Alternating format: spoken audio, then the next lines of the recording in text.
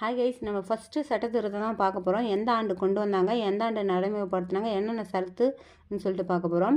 First சட்டத்திருத்தம் 1951 வந்து அறிமுகப்படுத்தினாங்க. 18/6/1952 நடைமுறைப்படுத்தினாங்க. இதில் என்னென்ன சரத்துக்கள் வந்து 9வது அட்டவணையில் சேர்க்கப்பட்டதுன்னா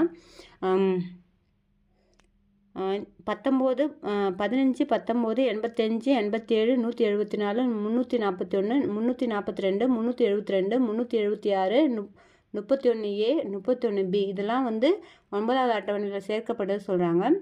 நில சீர்திருத்தத்தை பாதுகாப்பதற்காக 9வது அட்டவணையில் வந்து சேர்க்கப்பட்டது. அப்புறம் இன்னும் நிறைய என்னென்னா என்னது பொது ஒழுங்கு, பேச்சு சுதந்திரம், வெளிநாட்டு அரசுகளோட நட்புறவு, ஒரு குற்றத்துக்காக தூண்டுதல் ஆகியவற்றின் மீது 3 தண்டனைகள் விதிக்கப்பட்டது சொல்கிறாங்க. சமூகம் பொருளாதாரம் ரீதியில் பின்தங்கிய வகுப்பினர்களுக்கு முன்னேற்றத்திற்காகவும் ஒரு சிறப்பு ஏற்பாடு வந்து மாநிலத்தில் வந்து அதிகாரம் வழங்கப்பட்டது சொல்கிறாங்க. சட்டசபையில் வந்து கூட்டத்தொடரில் வந்து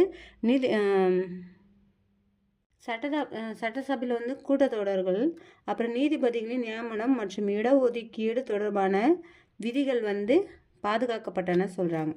நெக்ஸ்ட்டு இதில் வந்து முக்கியமானது என்னென்னா இந்த சட்டத்திருத்தத்தில் வந்து ஜமீன்தாரி முறை வந்து ஒழிக்கப்பட்டது சொல்கிறாங்க. ரொம்ப இம்பார்ட்டன்ட், ஞாபகம் வச்சுக்கோங்க.